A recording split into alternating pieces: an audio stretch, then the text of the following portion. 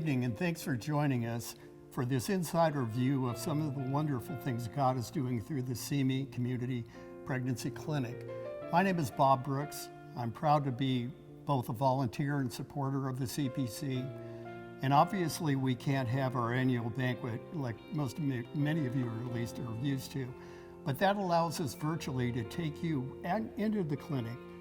We'll provide you a tour, introduce you to some of the staff, the volunteers and clients, and we'll follow that with an inspirational message from Joni Eareckson Tada. During my 37 years in law enforcement, one of the highlights was always the ability to work with others to help to save the life of a child. If a child was missing, lost, injured, we'd spare no effort or expense to try to save that life. If the child was found, we'd rejoice with the families, we'd rejoice with the community. If the child was lost, we'd grieve with the families. We felt deeply the loss of even a single child. In contrast, in the United States, hundreds of thousands of unborn children are denied the right to the first breath.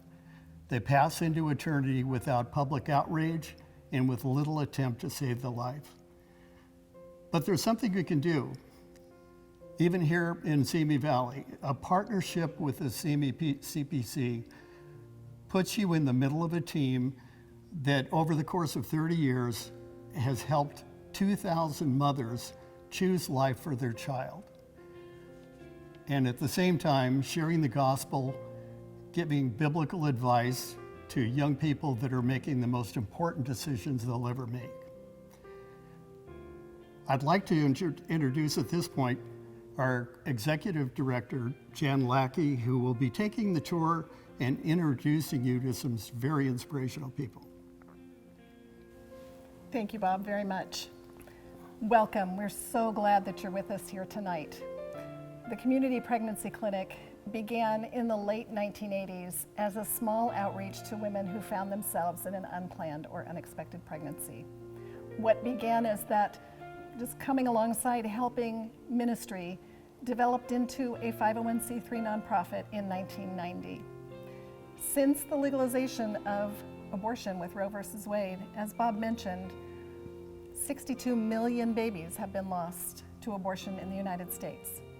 In 2017, the last year we have statistics for, we know that 182,000 babies have been lost just in California to abortion. In the early years of our ministry, we would come alongside with lay counseling, support, just letting women know that they had other opportunities, that there were other options. In 2005, we became licensed as a medical clinic through the California Department of Public Health, and we now run a licensed community clinic that allows us to offer pregnancy tests and ultrasounds, STD testing and treatment, as well as other services to help women have valid, accurate, reliable medical information. We know that if we can give one woman an opportunity to see her baby on the screen, to understand fetal development, to know the truth about life within, and she makes that choice for life, we're making an impact on a family. We're making an impact on life. We're making an impact on legacies and future generations. So tonight we are looking forward to giving you that inside look into the clinic, and we're about ready to start that tour now so that you can meet some of the staff, hear some of the stories, and be blessed by what God is doing at the Simi Valley Community Pregnancy Clinic. We have had a few different locations over the past 30 plus years of ministry. We've moved to this location on Royal Avenue just over 6 years ago. As you can see, coming into our lobby and waiting area, clients are greeted by a receptionist who will check them in, make them feel welcome and cared for. This is important to us as we recognize many who walk through our doors do so with dread or fear. Yeah, when I first walked through the door, I was super nervous. I didn't know what was gonna happen in the appointment, so but as soon as I walked through the door, everybody was so nice, so welcoming. So immediately I was, all those nerves were gone, and I felt like I was in the right place at the right time. Once checked in, the client who believes she is pregnant is taken back to meet with a client advocate while the registered nurse performs her pregnancy test. Here in the consultation room, the client meets with an advocate who is trained to assess things like how the client is feeling about her pregnancy, any perceived or stated needs, whether the father of the baby is involved or plans to be involved, and if she has or lacks support of her family. The important piece here is for her to know that we care for her, that we are concerned about her and her needs, and that there's no judgment for life choices or circumstances. This is an important time for us to listen well, to begin to establish relationship. Women come to us with many concerns in family dynamics. We want to love them well and for them to know that this is a safe place. I explained to them, my situation wasn't ideal, but I believe I was pregnant, and the room was very warm. It was very inviting. It felt like home when I could sit down and talk to the counselors. We did pray after discussing, what was going on in my life and what options I had. And after that, they went above and beyond with everything from the moment I stepped in the door till, I actually had the baby. And even afterwards, they followed up with me. The advocate will be sure to explain access to resources in the community she may be in need of, like housing, legal aid, professional counseling, or education resources. We are also very open that we're a Christian organization, able to provide spiritual support for those who desire it, and we are always open to pray for and with the client who requests prayer. From the consultation room, the client will transition to the nurse's intake room. Here she meets one of our registered nurses who will provide the results of her pregnancy test and obtain a basic medical history related specifically to this pregnancy and past pregnancies. Our nurses also meet with young women and men who come in for testing and treatment of sexually transmitted diseases or infections. One of the key aspects of this time together is education on exposure, risks, signs and symptoms of infection, and encouraging words to help young people reflect on those opportunities to make different choices in the future, to value their body and protect their health. For our pregnant client who has been assessed to be at least 6 weeks pregnant, the next step will be in the ultrasound room. The registered nurse will bring the client in and explain the procedure to her, then prepare her for the examination. Instructions include that we do what is called a limited obstetrical ultrasound, and that we are looking specifically at location, size or age, and heart activity. Location is to be sure the baby is in the uterus where it belongs. Size or age, that the baby measures in weeks and days what we expect based upon the woman's last monthly cycle, and then the heartbeat. Although the baby is only about the size of a grain of rice at 6 weeks, right there in the middle will be the beating heart. All three indicators show us a viable pregnancy, a living human being at only 6 weeks old. Our client today is 15 weeks and 3 days. As you can see, a fully formed baby in the womb. This baby is now so large that the baby is moving, and yet we can hardly see the entire baby on the screen. Isn't it incredible, human life? And again, she's only 15 weeks. A pregnancy, a full pregnancy, that's 40 weeks along. As the ultrasound is done, the nurse is explaining all of these details as she locates them to help the mom understand the developing baby within. Dr. Catherine Kim reviews every ultrasound and diagnoses the viable pregnancy in writing based on these ultrasound images. Yeah, when I first saw the ultrasound, I was still in shock. I feel like people normally would cry.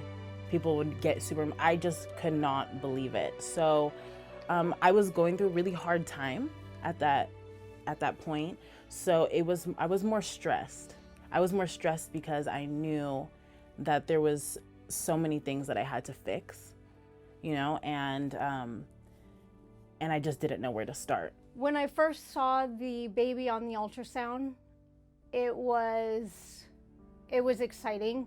I was scared, but I was so excited to actually see, life come about, and without being too scared, because I still hadn't talked to Dad, I was excited for myself. I was very, very, very happy. once I was able to physically see my baby on that screen, oh my gosh, it changed everything for me. The ultrasound has been an invaluable piece of technology. It is a place where a young woman's heart is connected to the life within simply by seeing those first pictures on the screen of her unborn child. Upon completion of the ultrasound, the client receives pictures of her baby, ultrasound images to take home and share with others. She is encouraged to begin prenatal care with a local obstetrician and often given a starter pack of prenatal vitamins and lots of other literature to start the journey to a healthy, happy pregnancy. Since 1990, we have provided more than 18,840 appointments. We've seen at least 2,837 women planning on abortion or being vulnerable for abortion due to pressures or life circumstances. Of those women, 75% or 2,129 have chosen life for their unborn child. Our legacy at the CPC is life, 2,129 of them so far. There's so much more we could talk about, other services we provide, areas that we help in the community. But this gives you a look at the heart of our ministry, helping that woman who is in an unplanned pregnancy, making one of the most important decisions of her life. So there you have it, the Community Pregnancy Clinic, from the moment she arrives till she leaves, helping love each woman with the love of Christ as she comes through our doors. When I left CPC after the ultrasound and discussing things with the counselor, I had walked out the door with not only a gift, like an outfit for my baby, you know, just something, you know, to remember her by, and for her when she was born, and the ultrasound. I had numerous pictures, and that was what I needed to, you know, sit down with the family, sit down with the father, and just, you know, once you see that picture, it's really, it's hard to go any other way. And you know, it's the best thing I could have done.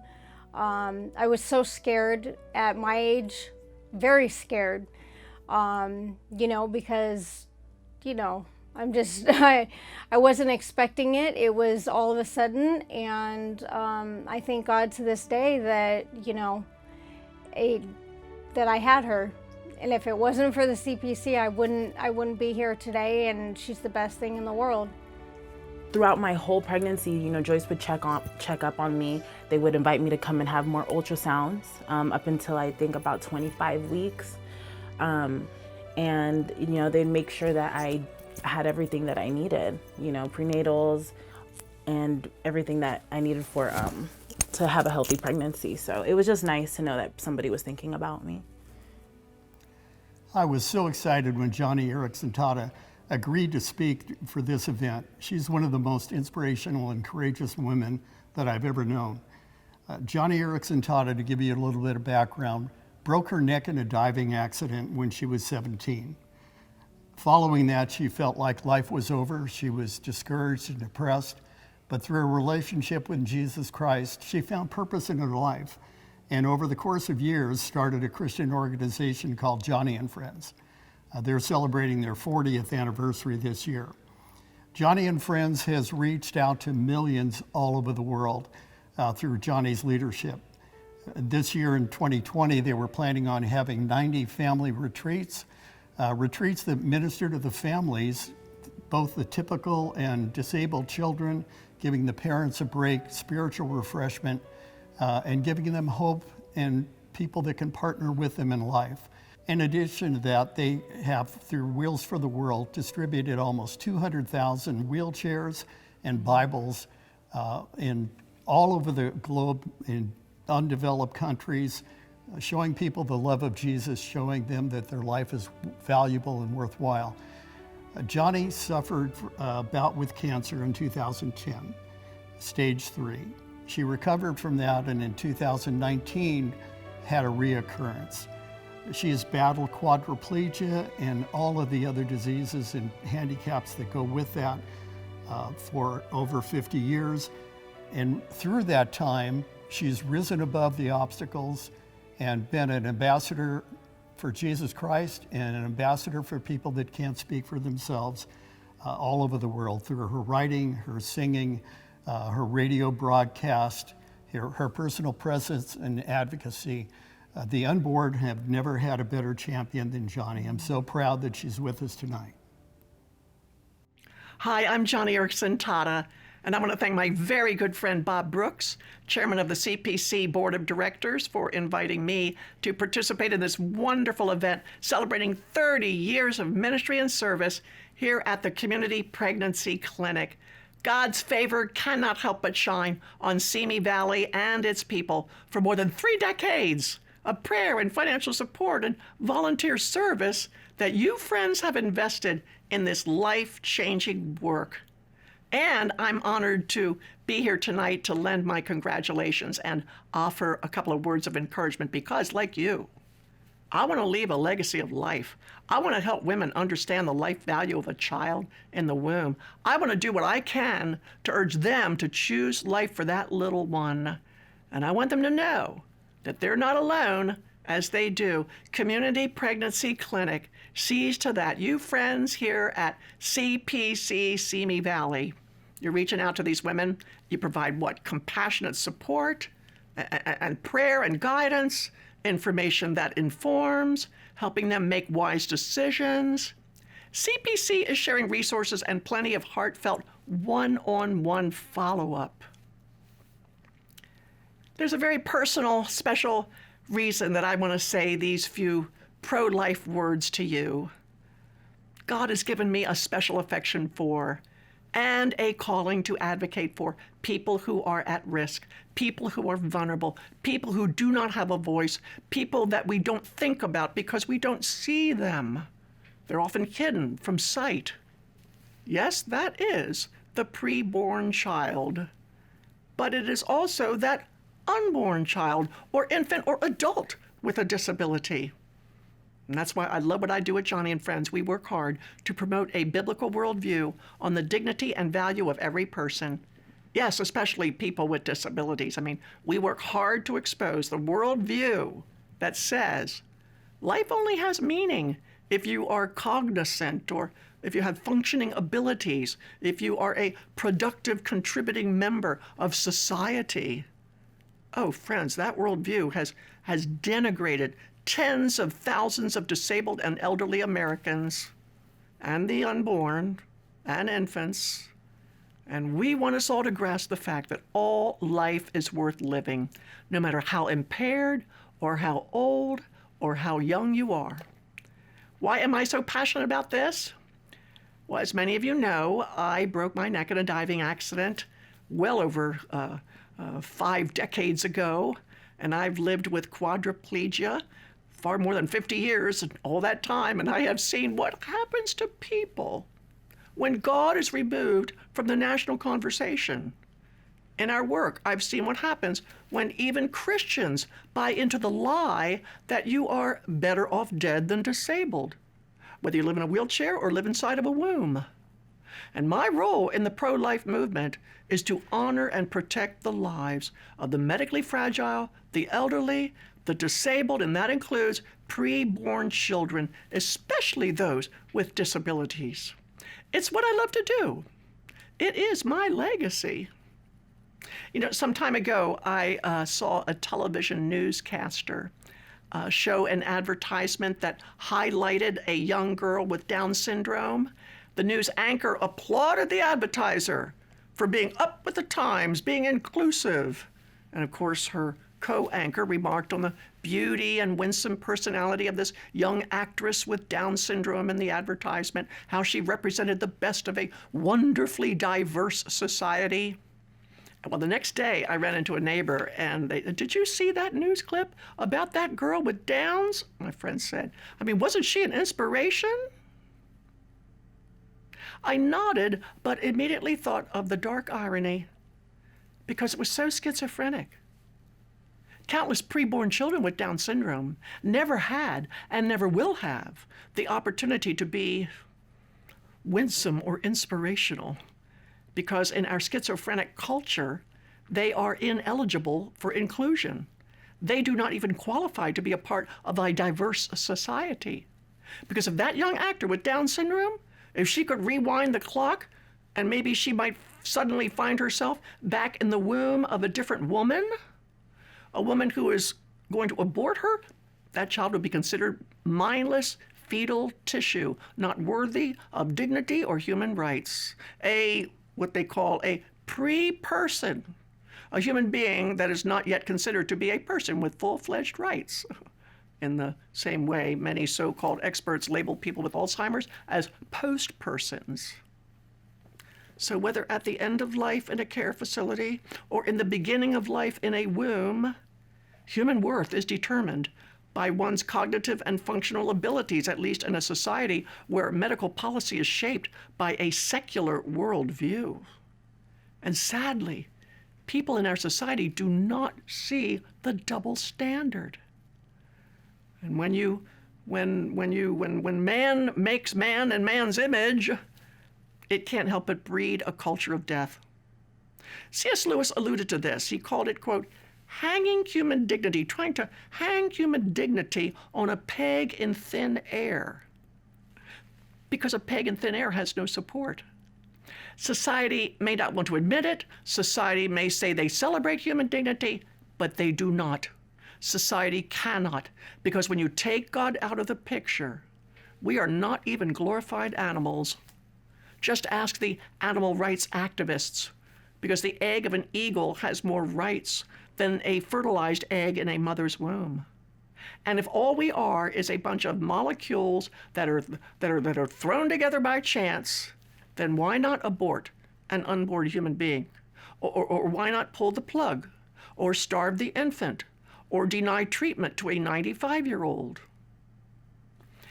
You know, what I'm saying here, all of it can be traced back to the 1973 Supreme Court decision in Roe versus Wade. To this day, we are still feeling the repercussions of listing abortion as a federally protected right. Those justices back in '73 could not have conceived the horrific impact of their decision. And they based that decision on what they saw as a, quote, woman's right to privacy, ruling that such a right was inherent in the U.S. Constitution. And once a mother's right to privacy trumped another individual's right to life, oh my goodness, the door was flung open, then eroding the rights of all vulnerable people. And now you need to know, though, that rights should be, and actually are, moral claims which we make upon society, but without God's standard of righteousness, there is no one to define what is moral. It becomes subjective, it becomes relative, and so people now hang morality, not just dignity, but morality on a peg in thin air. And that's when the exercise of personal rights quickly digresses into a national competition, pitting the strong against the weak, or as in the case of the preborn child, the vocal against the voiceless. When God was removed from the public square, back in the 70s, our nation lost its moral consensus, and society evolved into a haranguing group of individuals who argued about who's more victimized than who. And the losers in that argument are always the marginalized, the elderly, the disabled, and especially the unborn, preborn children. The vulnerable have never fared well in societies that have lost their heart, their moral center, their orientation to the God of absolutes. The vulnerable have never fared well in cultures that viewed life as a commodity. And when I say commodity, I'm referring to unborn children, or as society would say, fetal tissue that can be purchased, sold, harvested for organs, experimented upon, cloned, copied for research. And it all happened so fast. I mean, I remember back in the 1980s when I served on the National Council on Disability. Our council was appointed to it by President Reagan, and we were a bipartisan group of advocates, liberals and conservatives. And during one session, we reviewed a report on disability prevention measures that were being recommended by the National Institutes on Health. And in that document, the NIH listed abortion as a disability prevention strategy. And back then in the 80s, we were appalled. All 15 members of our council, independents, Republicans, Democrats, resoundingly condemned that report. No way should the NIH, a federally funded agency, no way should it tout abortion as a strategy to reduce disabling conditions. But just a few years later, the tide turned. Now, in the US and many countries, abortion is lauded as an effective and progressive way to eradicate disabling conditions. Never mind that you eradicate the people with those conditions, right? Over the decades, in my years as a disability advocate, I have come to see that when people are treated as things, everyone in society loses. The common threads that have bound us together have unraveled. And so now everyone does what is right in their own eyes, much like the times of Isaiah when he said, "See, darkness covers the earth," the prophet says, "and thick darkness is over the peoples." Oh, that God would raise up new prophetic voices, friends like you, advocates to help dispel that darkness, bringing the God of the Bible back into the national debate, advocates who will be a voice for the voiceless, people who will show women who are bearing unborn children that yes, the life that they are carrying is precious. Their child has a right to life, a right that supersedes the lesser entitlement to convenience or comfort. Our nation needs people who care, friends who will speak up for, contend for, and rescue those who are falling through the cracks, especially the unborn. We need people who will put their pro-life convictions to work. How important are these friends and advocates? Well, okay, quick history lesson here. Just look what happened back in Germany less than a lifetime ago, when Nazi medical teams were looking for subjects on whom they could carry out their insidious research. The first to be carted off in the night from institutions were people, mentally handicapped people who had no family, no friends. Nazi medical teams singled out people who had no advocates, no one to speak up for them, no one who cared or dared to contend for them. Oh, friend, let's not allow history to repeat itself here. Let us be the advocates. Let us contend for the helpless, and let us dare speak up for and on behalf of the voiceless. Psalm 82 says, quote, "Defend the weak, uphold the cause of the oppressed, rescue the weak and needy, deliver them," get this, "from the hand of the wicked." And in our society, the hand of the wicked is out to destroy life. But God is looking for people who will champion life. Christians who will say to a young mother contemplating abortion, no, wait, sweetheart, wait, reconsider. This child growing inside of you bears the image of God. So please don't be deceived. The life of this little one is in larger hands than yours. This child is in the hands of God. And we want to help you ascribe positive meaning to this little unborn baby's life. Can you say that? We need people of God who will say it, who will pray for that mother, not letting her suffer alone. So many of these women are so alone. We want friends who will be her community, advocates who will pave the way for her baby to be welcomed, not just into our world, but into our churches. Oh, would you please be that champion for life? Will you stand in the gap?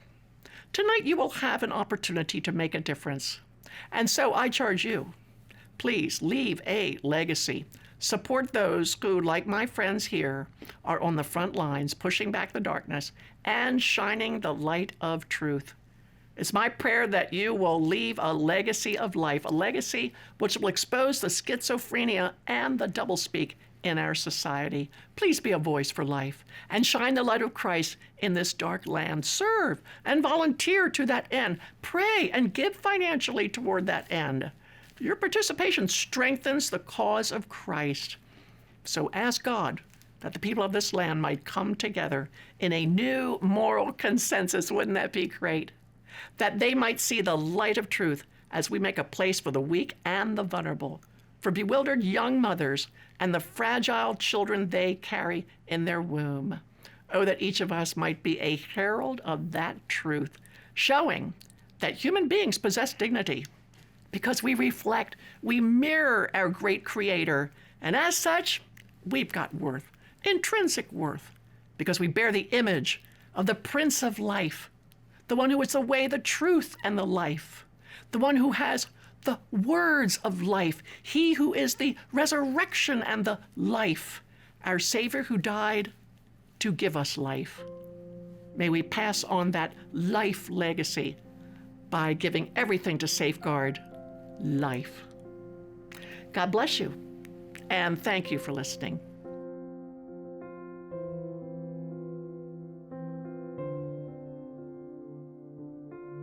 Thank you, Joni, for your support, for your encouraging words, for your challenge for all of us to stand up for every human being from the unborn through natural death. You are an advocate that has helped millions, and we're grateful that you joined us tonight.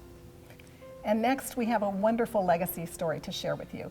It's the story of one of our very first clients here at the Community Pregnancy Clinic. It was actually just before we incorporated in the late 1980s.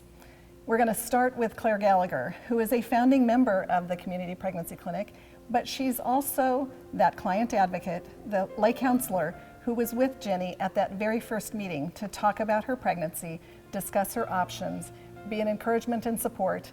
And as the Lord would have it, they began a friendship that has lasted all these years. Here's Jenny's story.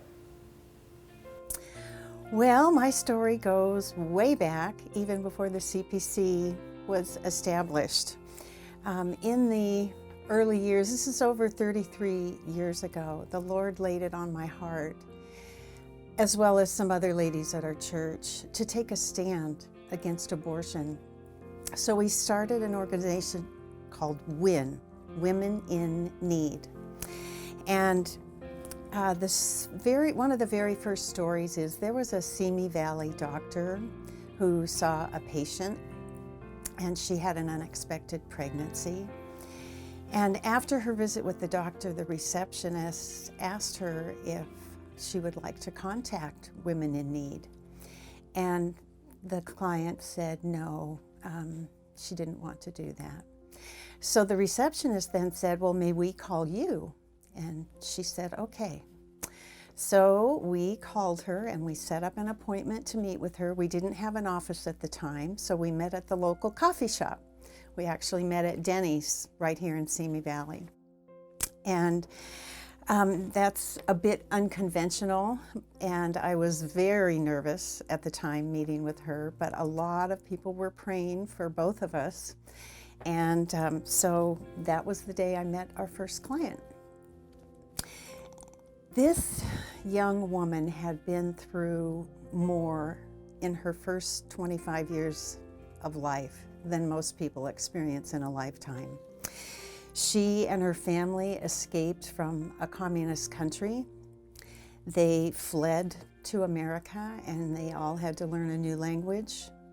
Along the way, she lost one of her siblings.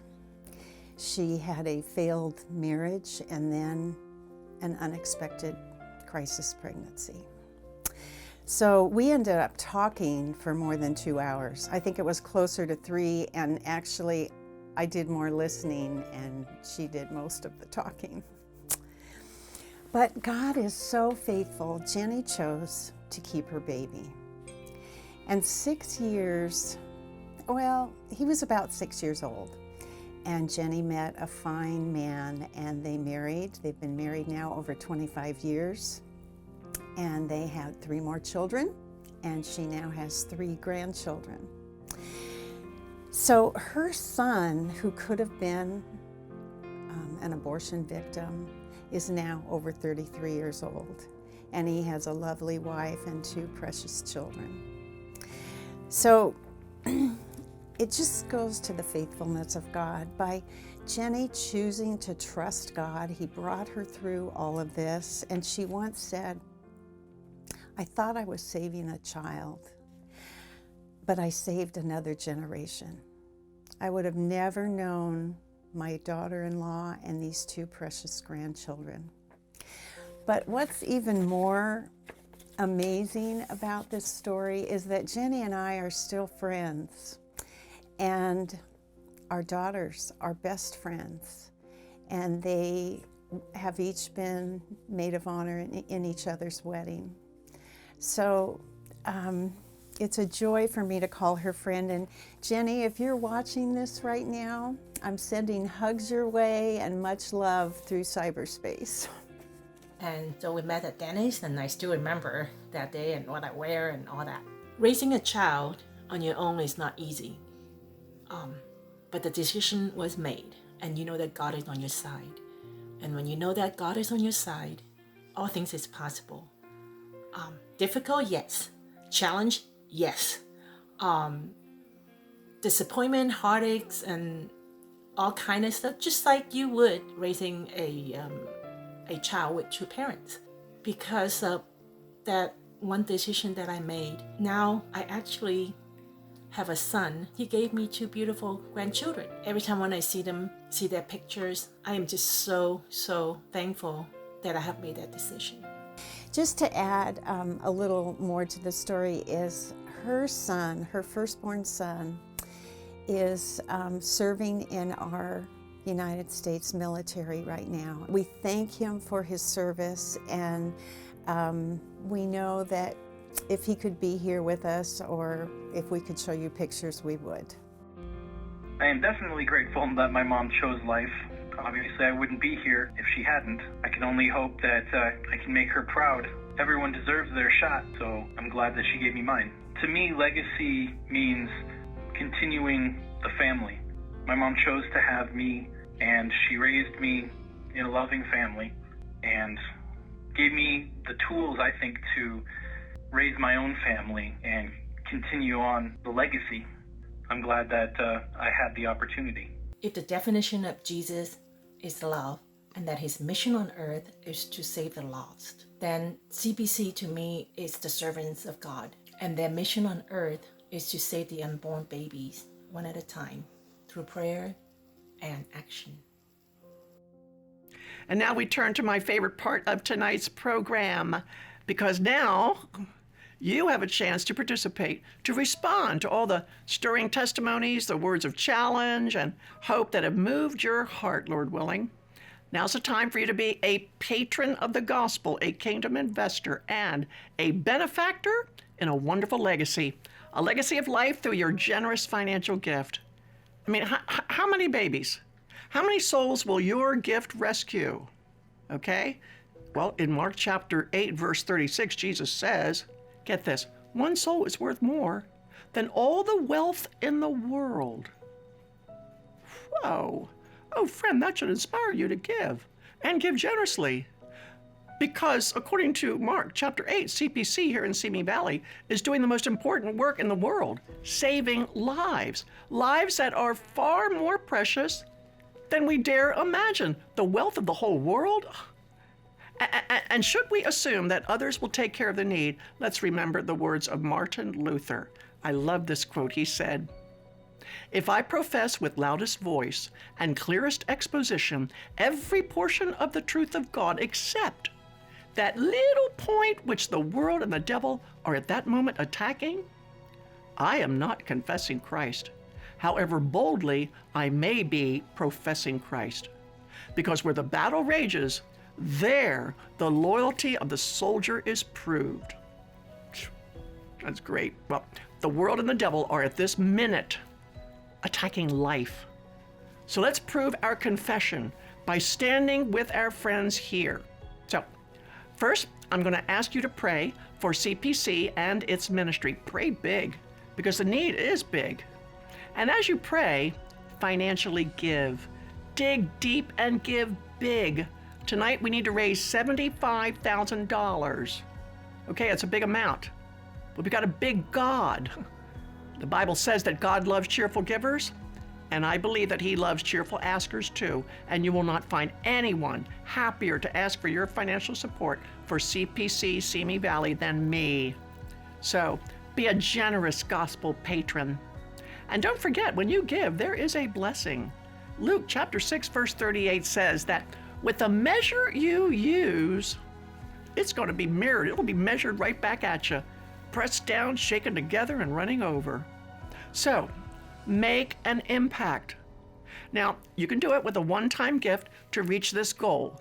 And I do believe that there are people watching me right now, even now, who could cover that entire need of $75,000. And there's some who maybe could cover half that need or a third of that need with one check. I believe that. Or you could become a monthly partner.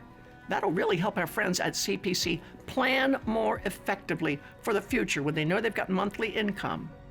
Now, there are lots of ways that you can give. You can do it online right after this by going to our website, cpccme.org/hope, or you can mail your personal check or bank draft to Community Pregnancy Clinic, 2045 Royal Avenue, Suite 208, Simi Valley, California, 93065.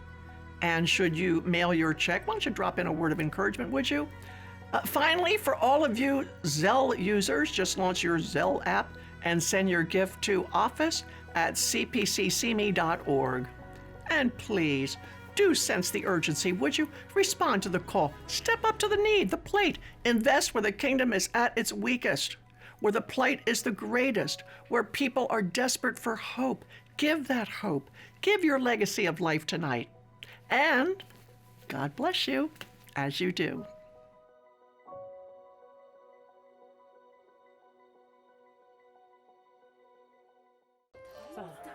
I just want to say thank you to all the supporters of CPC. I really don't know where I would be right now without CPC as far as my daughter goes. So I'm just very grateful that, there's such kind people out there that are helping CPC to make this possible for all of us moms who need them. So thank you. It's a big change in life. And I feel like now that she's here, she is 100% what was supposed to happen in my life. I thank God that was given to me, and she's the best thing in the world. Yeah, this is probably the realest love I've ever had. The realest love, and it makes me so emotional. Yeah, I'm sorry.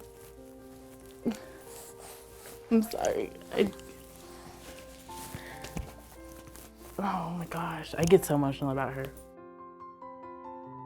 Yeah, this is like the happiest I've ever been. Yeah.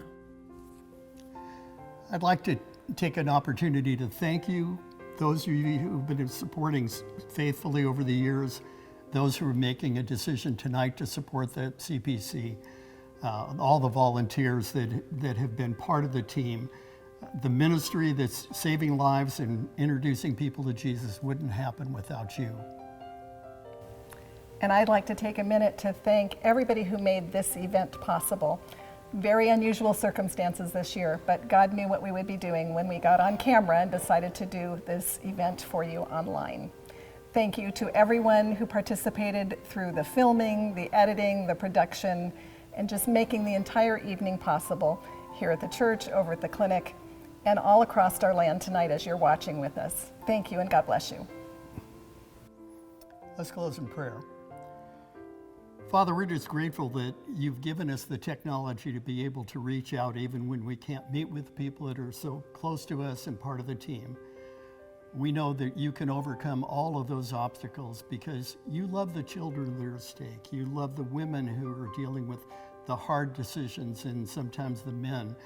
Father, I pray that you would not only supply abundantly to do the work that we've done so faithfully, but that you would exceed that amount so that we can reach other communities in the inner city of LA, the specifics of all of those things you know.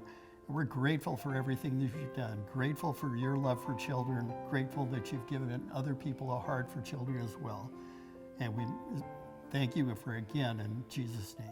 Amen.